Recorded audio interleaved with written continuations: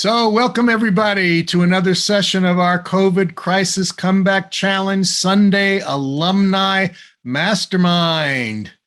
Yes, and we have a whole bunch of alumni here tonight, and I'm really excited to see you all. Very happy that you're here. And we are going to be discussing a topic tonight that is very near and dear to everyone's heart, and that is how to deal with change, right? So that change doesn't deal with you, basically.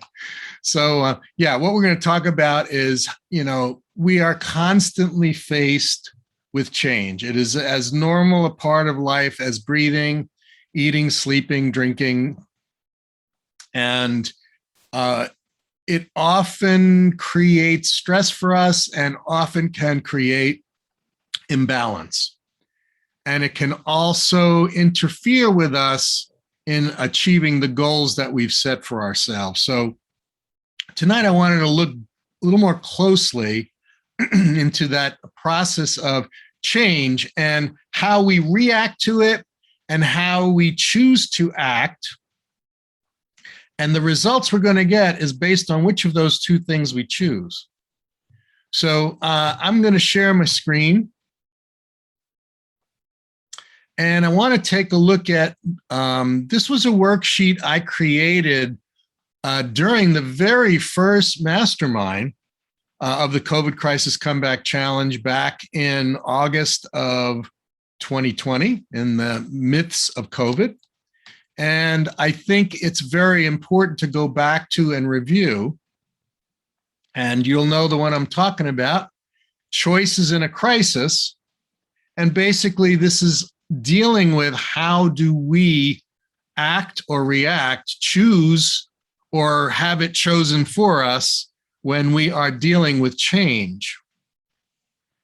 So in this worksheet, we start looking at what choices could you make and then what choices would you make.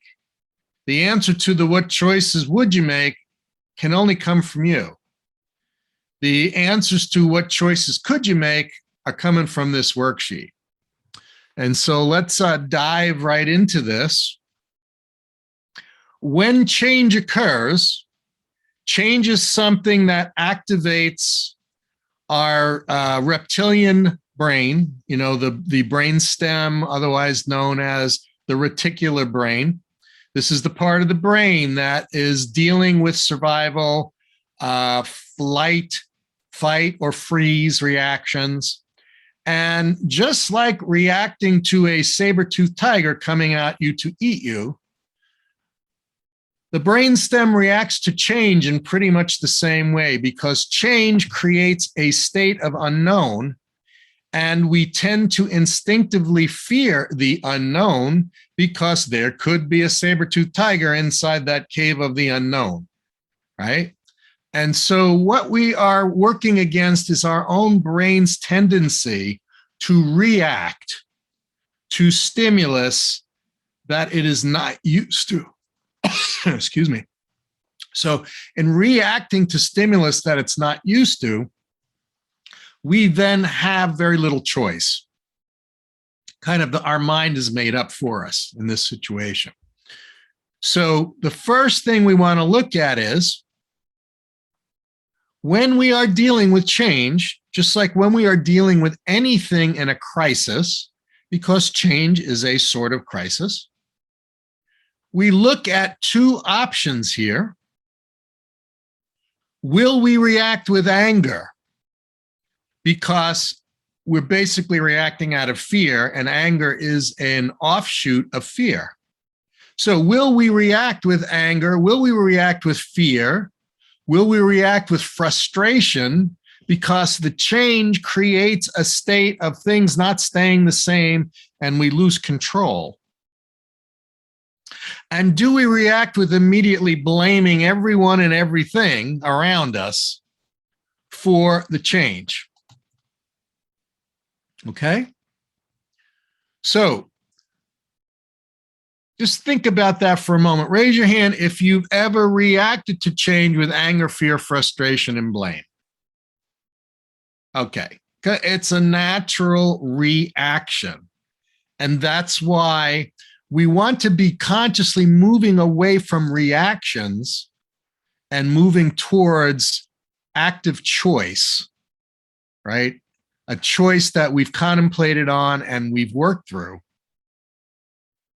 And it goes on to ask you, what would be the positive outcomes if you focused on assessing the situation first, exploring what the opportunities were for you to learn and grow from the situation, and potentially generate new opportunities, potentially new revenues if you're a business, or give you the opportunity to take a creative direction in your life, okay? So one choice is to react out of anger and fear. The other is to stop, focus, analyze the situation, explore it, and look at what opportunities are coming to us as a result of this change. So does everybody see that option? Does everybody understand we can either react with fear or anger or choose to act consciously by stopping, assessing the situation? Wait a minute, before I go exploding in fear and running around, the sky is falling, let me take a look at what's going on here, because it might be an opportunity for me to have a better life, to learn more, to grow more, right? So this is important for us to understand. We always have the choice, and, you know, to be mindful when we start flying off, spinning off in a knee-jerk reaction when change occurs. When my son Chad was really, really little in preschool or kindergarten or elementary school, the first year or so, he came home and we had been having a particularly difficult time with something that had happened at work. And he came home from school and he was dancing around the house and he was singing, "Change can make you happy because it brings you something new. Change can make you happy because it brings you something new," right? And he was all excited about this song, "Change can make you happy because it brings you something new." And we were like, you know, because we were reacting to the change, and, you know, we didn't want to look at the new thing it was bringing to us. And we certainly didn't think it would bring us happiness, right? Because it was something new. It was something unknown. We felt out of control in the situation. And when we feel out of control, that usually creates a state of fear. So remember Chad's little song, "Change can make you happy because it brings you something new." Okay?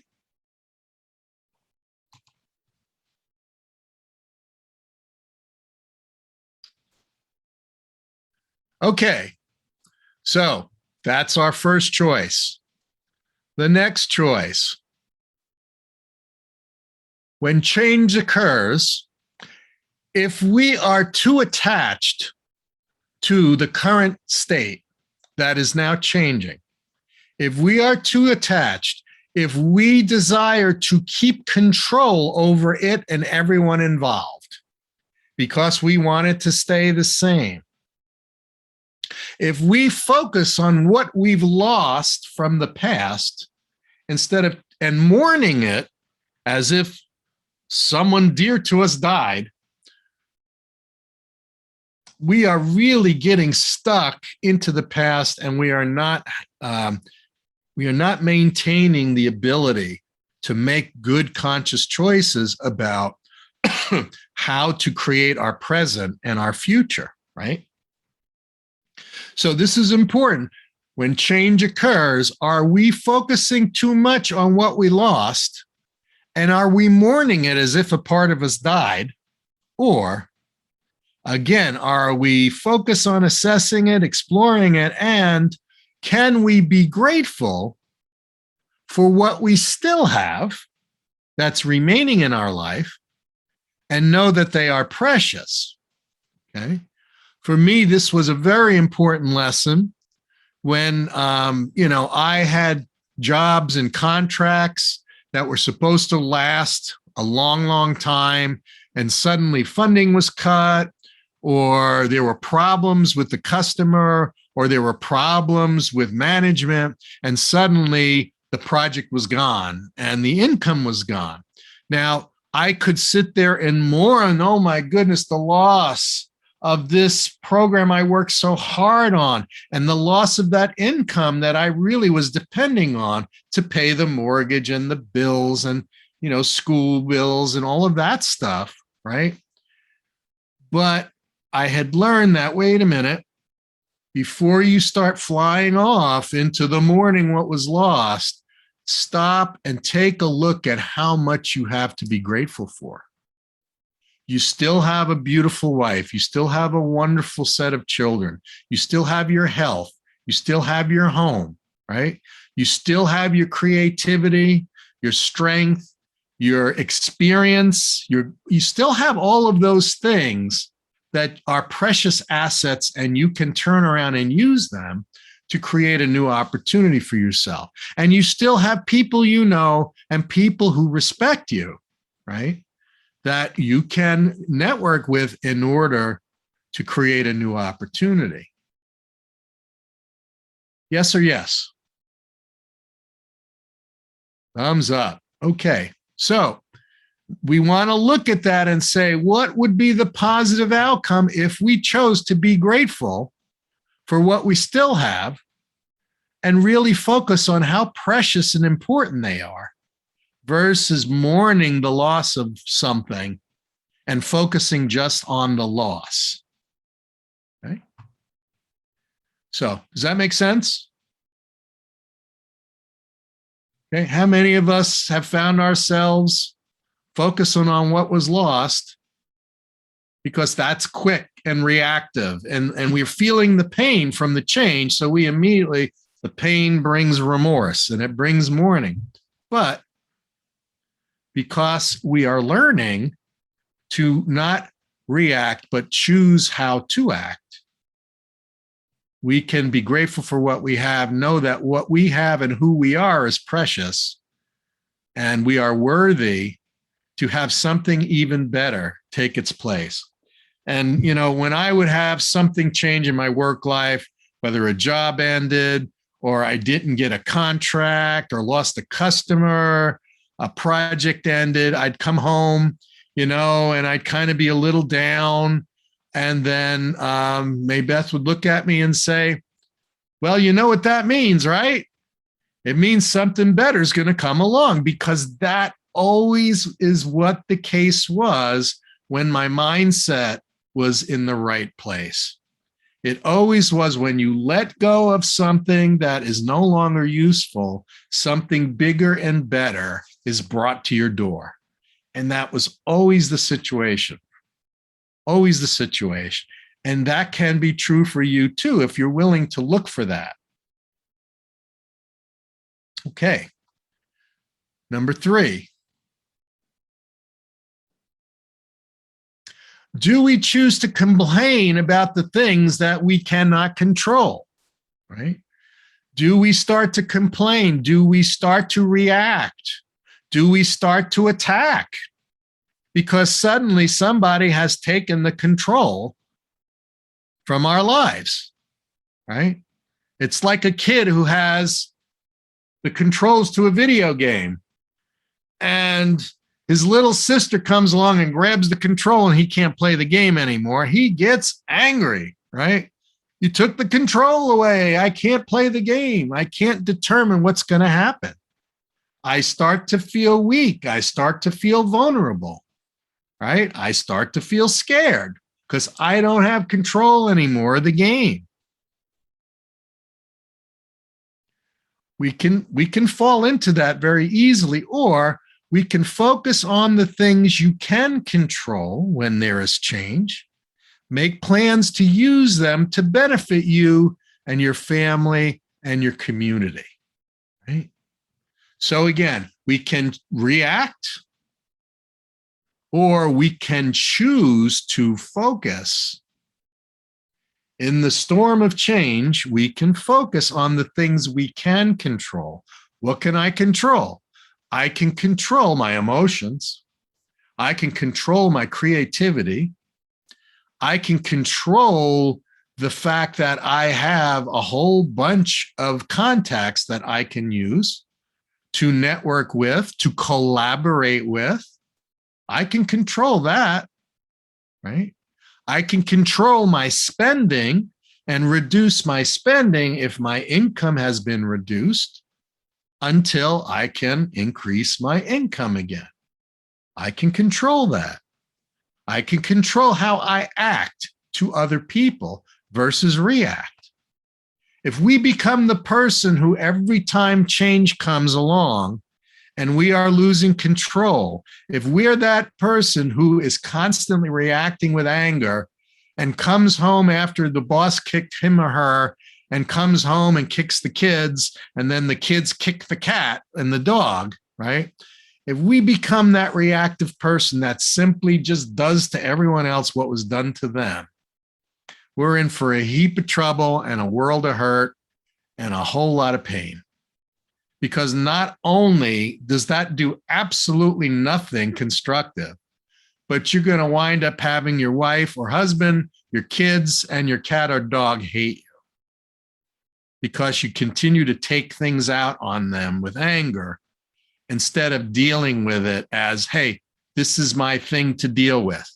Got to put on my big boy or big girl pants and deal with it. Not put my head in the sand, not blame everyone under the sun but myself. I need to look and take responsibility for how I'm going to act and what direction I'm going to take. Yes or yes? Good answer. Okay. So let's move on to choice number 4.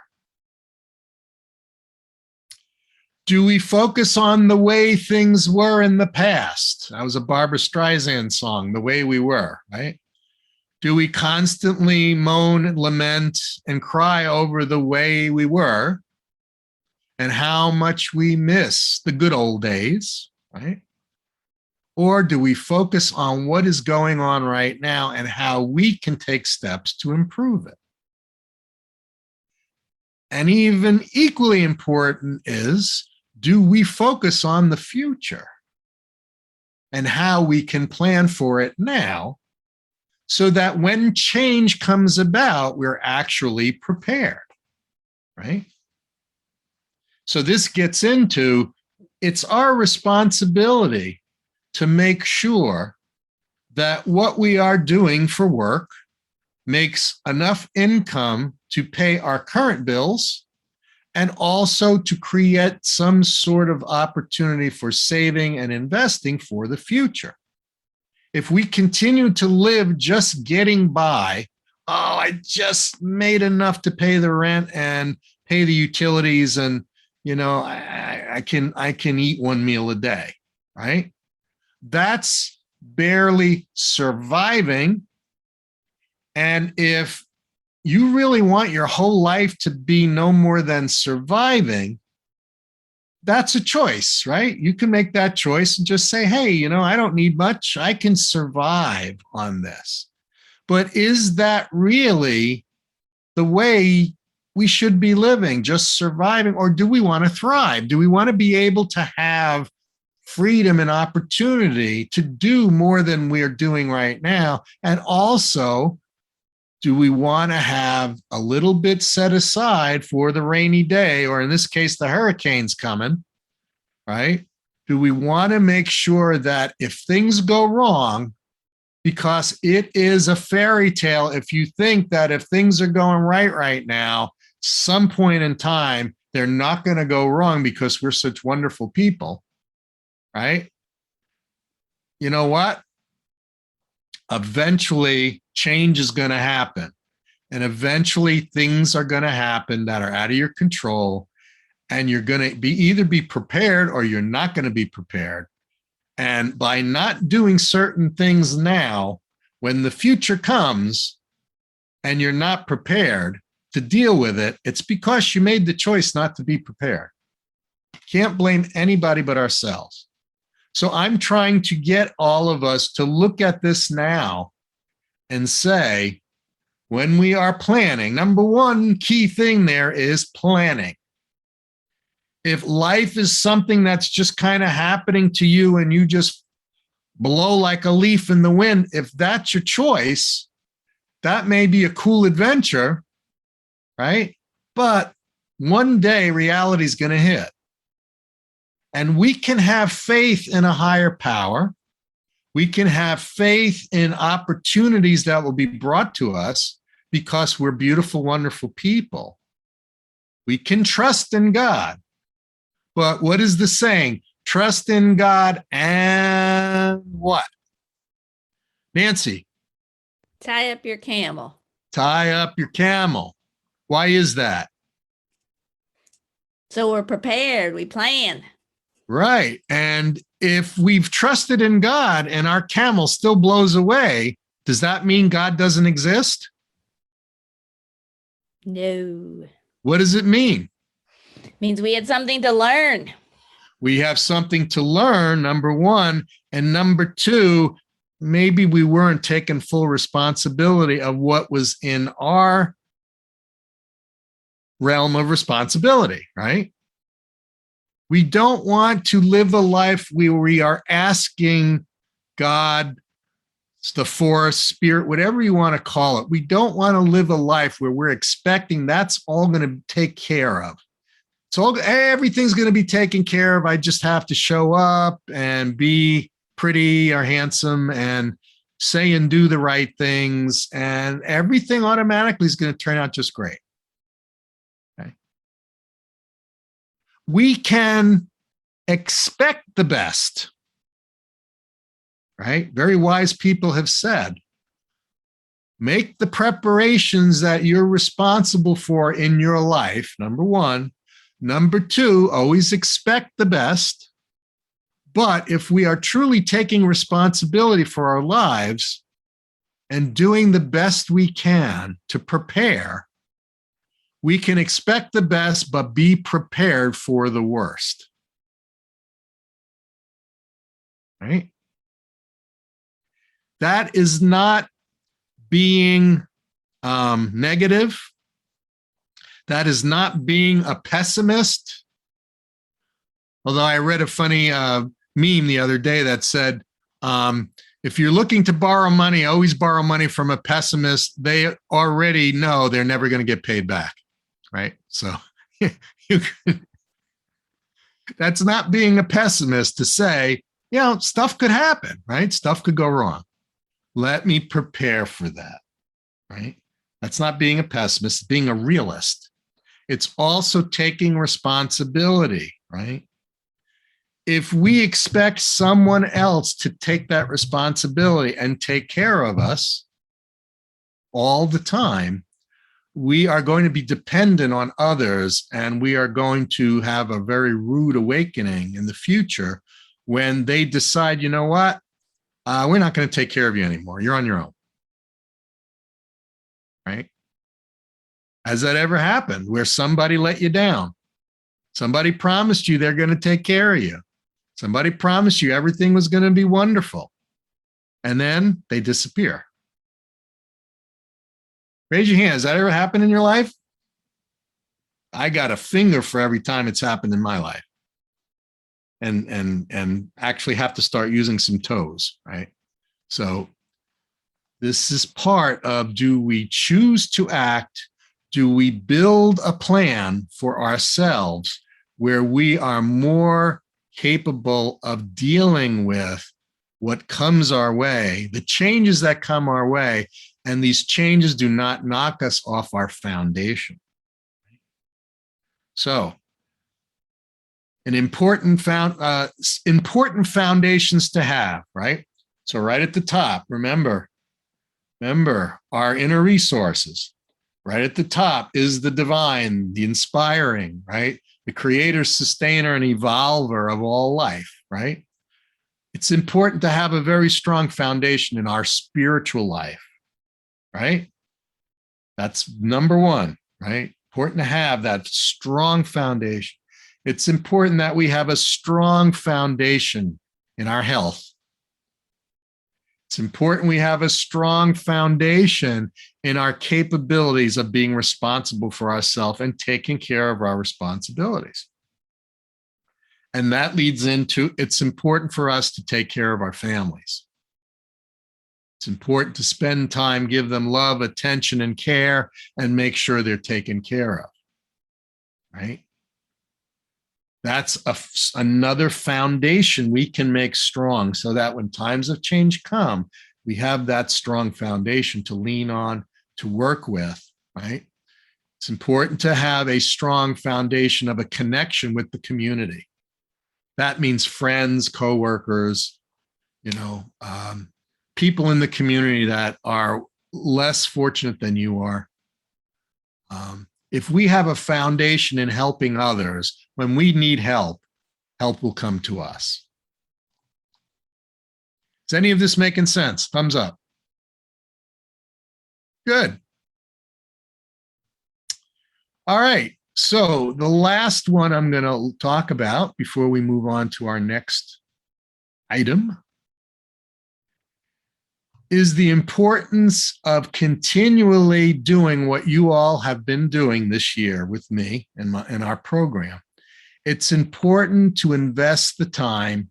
It's important to invest your resources in continuing to improve your skills, your knowledge, and your ability to bring value to the world. In business, it's important to continue to bring value to the marketplace, to your clients, to your potential customers, right? And it's important to bring value. And because the world is constantly changing, life is constantly changing, technology is constantly changing, people are constantly changing. Because of that, we have to be changing and upskilling ourselves, increasing our skills and knowledge and our ability to create value. It's important we do that. Otherwise, we join the group of people who just wait for the government or someone else to solve our problems, or, the tooth fairy to magically bring things back to normal, or the lottery ticket that's going to magically take away all of our financial problems, and we can just sit home and watch Netflix or Amazon, right? Those are choices, and I know people who do that. I know people who, instead of preparing for making their lives better and preparing for changes, they watch soap operas all day. And they hide and just say, somebody will take care of me. Someone's always taking care of me, right? Do we want to be that person? No.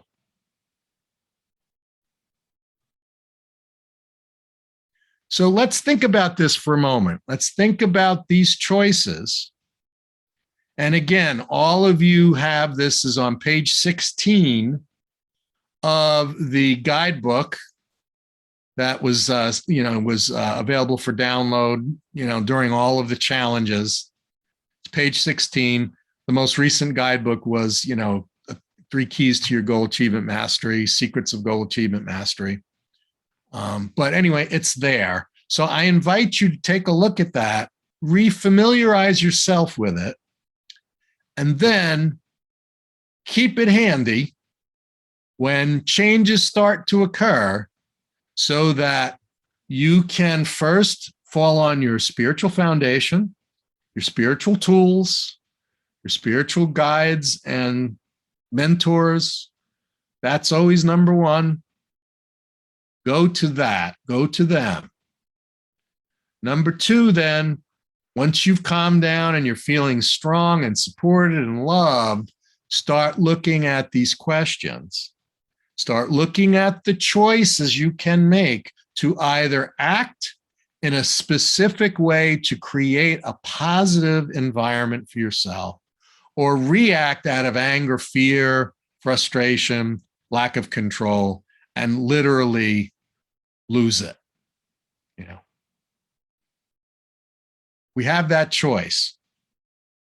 So I invite you to keep this handy And when change comes about, just stop for a moment and take a look at this. I'm going to open it up to questions now because this is really important. I'd love to hear questions that you have, or if you'd like to give me an example in 2 sentences, this happened and I did this, and as a result, something positive happened. Okay. Short sentences. Okay, let's start first with questions and keep them short. Okay, who's first? All right, who's second?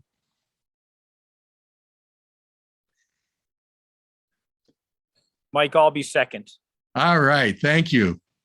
So I think that one of the things I've discovered in looking at these ideas is that anger actually seemed to work for me, in certain circumstances growing up, where I would channel that frustration into action, and the outcome, was reasonable. I more or less ended up with what I thought I wanted. And I've had to make a shift away from that. But can you maybe address that a little bit? Mark, it's a really super point, because for some people, and especially people like me who are from Italian descent, we are anyone with Latin blood in them, we are very passionate, we are very emotional, and we are very reactive, right? And anger can be used as a fuel, right, to get the fire hot and create, energy, right? But the problem is anger as energy is like pouring a gallon of jet fuel on your little barbecue of coals, right? And right? Yes, it got you moving, it got you acting, it got you to be cause in the situation and not being stuck in inactivity, right? But it gets you out of control, right? If you're moving faster than you can steer, you're going to wreak havoc in your path. It's the bull in the china shop, right? So you may have some forward momentum, but it's out of control and it can be destructive. And also, a very wise person once said, anger is like drinking poison and expecting the other person you're angry at to die, right? So that's really important to have a strong. So, Mark, what do? Right? We find a different energy. We replace anger with enthusiasm, right? We get the enthusiasm by doing what we've done so often in this program, and that is go into the future, right? See the goal achieved, get really excited about the goal achieved, get really excited of how amazing it feels to have succeeded in that direction, get really pumped, feel it, see it, know it, right? Live it, be it. Then you come into the present and you use that energy. It is way more focused, right? It's like, do I hurl a hand grenade or do I use a laser beam, right? Which is the better choice? Which do you have more control over the action and the reaction? The hand grenade or the laser beam? The laser beam. Because if you lob a hand grenade in there, yeah, you'll destroy it, but you'll destroy everything else around it and you'll catch shrapnel because of it. Because you can't control a hand grenade.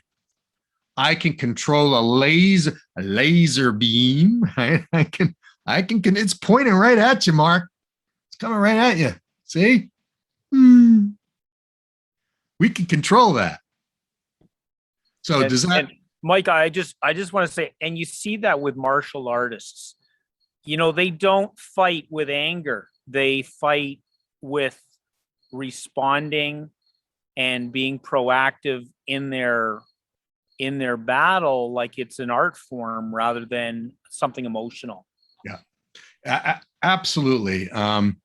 there is a term called the unfettered mind. And it was, a book was written about that by the greatest swordsman that ever lived. And he talked about how it is important to develop that unshakable focus and that emotionally unreactive self, so that when we are in the heat of battle as a martial artist, if you are fighting out of anger, the opponent owns you. Because, and this actually was in second degree black belt training, this is an art they teach you, and that is basically how to cause the other person to react to something that you're doing, so that then you can take advantage of their action, right? And it's like you draw them into it, right? You know, like I'd stick my head out a little bit, right? I'd drop my guard and I'd stick my head out a little bit, and they would say, oh, here's my chance. And as soon as they spring to hit my head, I'd already be turning, grabbing them and sending them flying, right? So I know this from the martial arts, but I also learned it from my father. My father was an incredible athlete. There was not a single sport he did not excel at. And I remember he had just had a hip replacement at the Mayo Clinic, right? Came back from a hip replacement. It was only 2 or 3 days that he was able to then get up on his crutches, and we started playing ping pong, right? And I figured, he's on crutches, right? I'm strong, I'm fast, right? He beat me every single time. While on 2 crutches, he'd lean on one crutch with the paddle in his other hand, right? And I would get so angry and frustrated. He would just smile. And then at the end of having beat me 10 games in a row, I'd said, how is this possible? How are you beating me? He said, I didn't beat you. You destroyed and defeated yourself. Then what are you talking about? He says, look how much anger and frustration you played with. You smashed that ball out of anger because I was ahead. And here I am on crutches and I'm ahead. And every time you smash that ball, it goes off the table and I get a point, right? So all I had to do is just kind of sit back, just kind of flip the ball to you, and you would try to destroy me out of anger and I would get the point, right? That was an incredible lesson, because I started to see all through my life that I had a major hand in every single one of my defeats. Every single problem that I created in my life, or so I thought someone else created, right? I had a major hand in creating that because of reacting and because of anger and frustration, right? So if we own that, and if we step ahead and we're really focusing on the knowledge that we have options, and that, you know, life doesn't do anything to us, it does everything for us. You know, we've heard that a zillion times because it's true, right? If we start taking that attitude when the ball is coming our way, rather than trying to destroy it, we can look for what's the best place to tap the ball, right? For it to go where the opponent isn't. It's a famous quote by Wayne Gretzky, still the greatest hockey player that ever existed, as far as many are concerned. And they asked him, why are you so great? How is it that you were able to score so many goals? How is it you were able to be there right at the time the puck was there for you to flip it into the goal? He said, I never skated to where the puck was. Never. I skated to where I knew the puck was going to be before everyone else knew. Right? This was the secret to Dennis Rodman, the American NBA basketball star, quite an interesting character, but he won the National Basketball Association's top rebounder award many, many, many times. Because even though he was unbalanced and crazy and flamboyant, everybody thought he was an idiot. He would sit for hours and hours watching the video of all of the other players in the league. And he'd watch when they took a shot and their elbow was like that, chances were the ball was going to bounce a certain place off the backboard and ricochet to a certain place on the court. And so while everybody was running to where they thought the ball was bouncing to, he knew from the angle and the position of the shooter, no, I'm going to go over here. Nobody's over here, but I know the ball's going to be exactly here. And it was 9 times out of 10, right? That's what we can develop, that capability. Great question. Other question.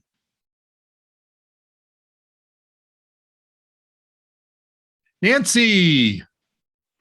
Well, building on that, so being calm when change happens gives perspective.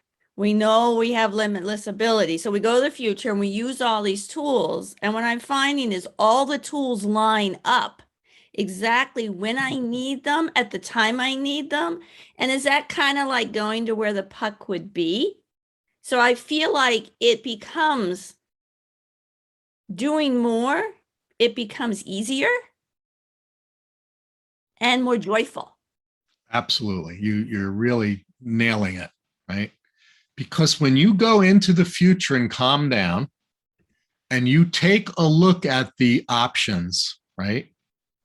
And you see yourself successfully choosing an option that is going to create a positive result, and you're feeling that sense of calm, and maybe you go through the situation with your board, right?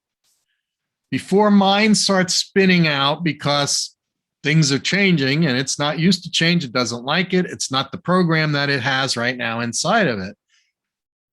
You point to the screen, come here, look at Nancy. She's calm, she's happy. Look at how she walks, she's confident. Look at how oh man, that's what we want, right? That's the reality we want. Those are the choices we want to make, right? Right? Yeah, okay. And then we sit down with our memory. Do you remember when you chose to do something other than what I'm choosing to do right now? Didn't work out so well, right? Let's choose something different this time, right? Let's go with this. What I just showed the mind. Let me show you.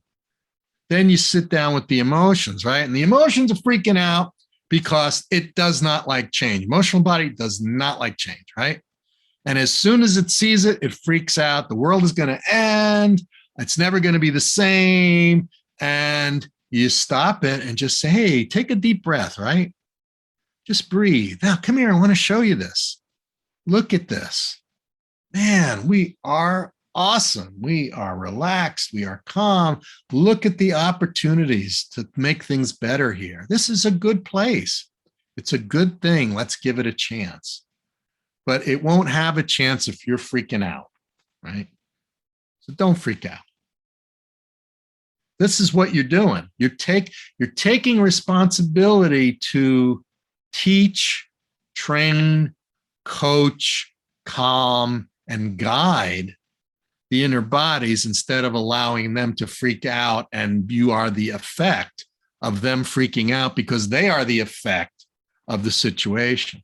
And remember, there are waves and waves of negative energies that flow through our worlds and flow through our bodies that love nothing better than for them to freak out, right?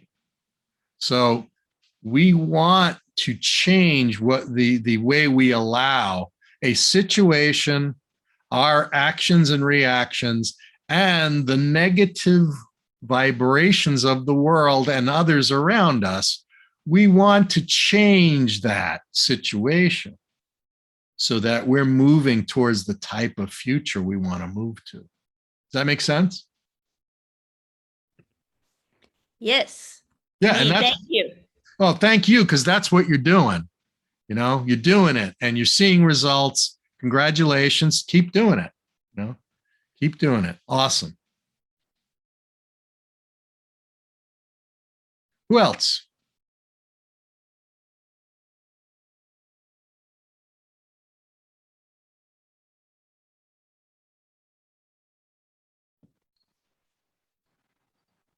Go ahead. Yeah, I'm just wondering, Elizabeth here, I'm just wondering if other people find,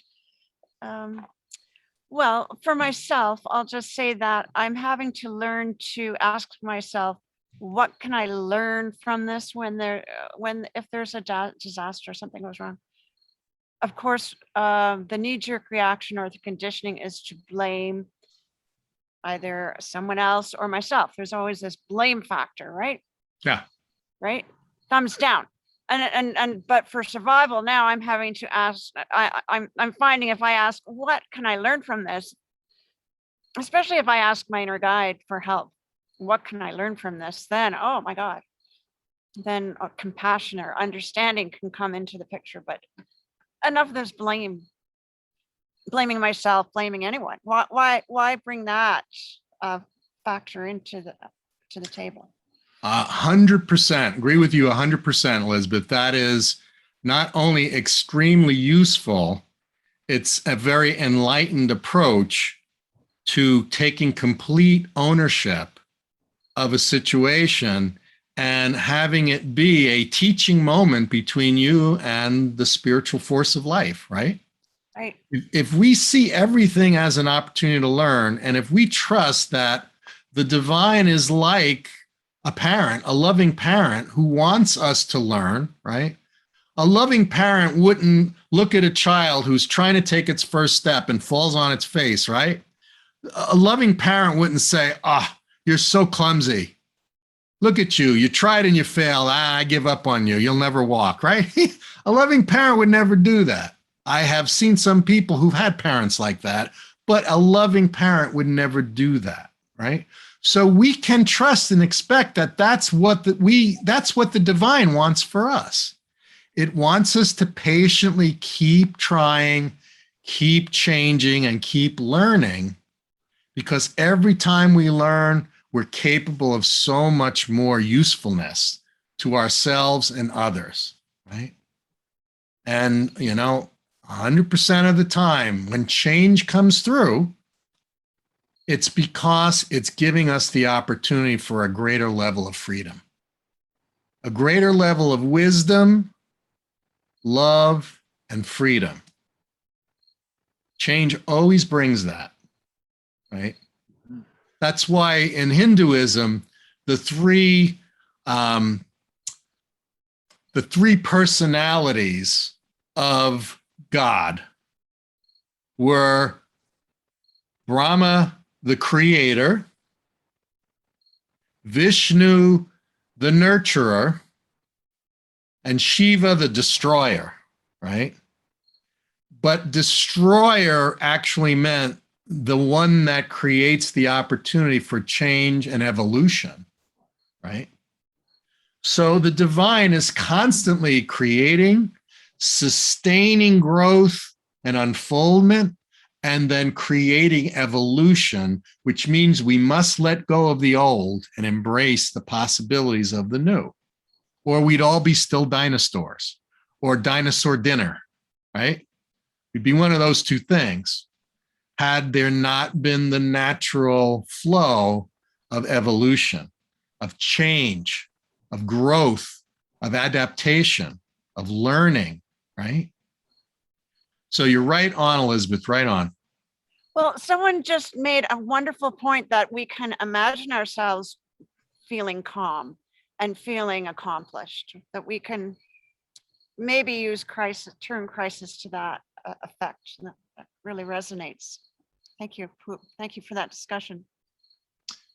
Yeah, and what you said is really, really important for us to continue doing, and that is go into the future, experience the what if.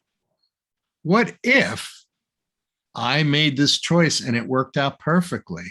What would that look like? What would it feel like? What would it be like? What would I be like? Who would I become if I achieved this goal?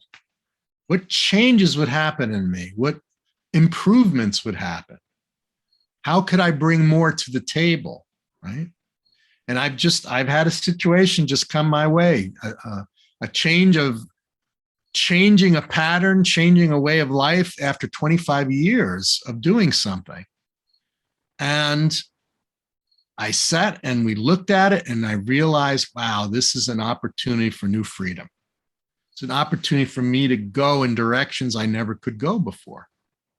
But by letting go of something old, we can then embrace something new. And we can grow and we can change and we can affect a bigger part of the world. So, great point, Elizabeth. Thank you. Who else? We have 5 minutes. Who else?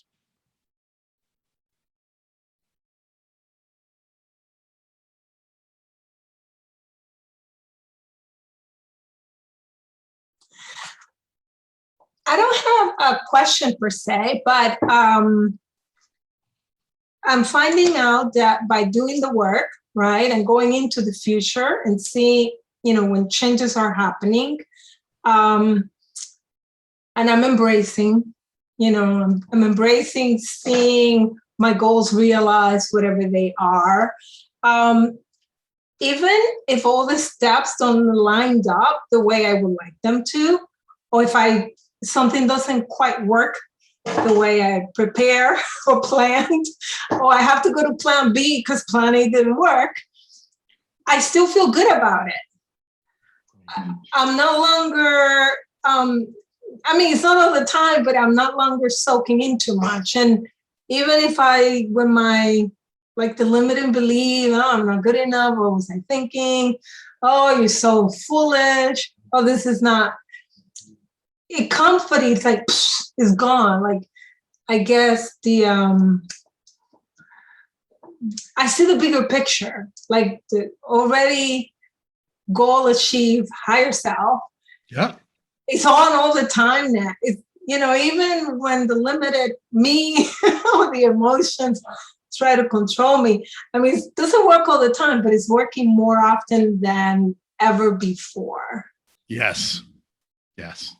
Yeah, because remember, we've been together now 1.25 years, practicing these principles and techniques, but some of us have been doing it the old way for 64 years or 34 years or 24 years, however old you are. Those patterns are grooves that have been, burned in and ground in to our minds and our brains. And we're going to have to make little shifts, right? And in time, that one little shift, now I'm a pilot. When I was heading on a course to get to the location I was trying to fly to, and I found that the wind had actually become stronger than I had planned. So I was actually about 10 degrees too far to the left. So what was important when you're flying is you don't make this big turn, right, to try to correct that all at once. Because when you make that turn, if it's a big turn, you're going to wind up going 20 degrees too much to the right. And then you're going to have to make a big turn again. And now you're 20 degrees too much to the left. So what we learn is we look at where we want to go. Let's say I'm here and I need to be, going this way. I don't make a big giant turn. I make a little turn and I keep it up until I line up with the course. See? Tiny little corrections, and then I line up. Otherwise, you waste a lot of time, a lot of energy, a lot of fuel. Oh, you're going here, and then you're going there, and then you're going here, right? When we react and do big things, we do harsh things, we do angry things, strong things, right? When we do small, gentle, gradual shifts, we wind up getting further ahead using less energy. And in time, the old habits disappear and the new ones are created, right? just like I've been doing intermittent fasting now, right? Now I burn that in, and that's my habit. My body is used to that. My liver is the happiest my liver has ever been in my life. I'm losing weight. I have incredible amount of energy. Who would think by eating less than I was eating, I have more energy? But it's eating the right thing at the right time for my body to use it. You see how the two things are connected, what you're talking about and what I'm talking about, Jojo? Good. Good. Congratulations, Jojo, because you're making incredible progress. You're doing amazing things. And, you shine brighter, just like all of you. You don't realize it, but I see it. The difference in how we're all showing up a year and a quarter later after practicing these principles and integrating them in our daily spiritual and mental practices and physical practices. All of us have come so far, so fast. And there's just so much more to go. That's going to be amazing. And there's going to be so much more to come that is going to be really difficult. That's just the way life is. But if we can get strong now, if we can get good habits now, if we can develop good skills now, when things get rougher, we're ready. We flow right into it, right? Great. All right. Well, it's time. You've been amazing, wonderful, patient. I'm so proud of where everyone is and what you're doing in your life. Great questions tonight. Please take a look at this sheet. I'm not a fortune teller. I gave that up decades ago. But what I can tell you is change is in the air. Okay. Geopolitical change, economic change, health change, lots of change happening. And it's really important that we take the use of these tools more seriously than ever, because in time, we're going to need them. Okay. I'm not saying this to, stimulate fear in your heart so you'll go out and buy a bunch of my programs. What I'm trying to prepare you for is the only thing constant in life is change. So it's going to happen, right? So be prepared. And like my video says, instead of change eating you, eat change for breakfast. Get to that point where you're so used to working with change, you just flow, right? You just flow. All right, folks. Thank you for a great night of discussion. I hope you'll take these tools, this page 16, and really, really study it, work with it. So grateful you're all here tonight. We had a great crowd. I love you all. And so grateful that you're in my life and in this program. So impressed with what you're doing.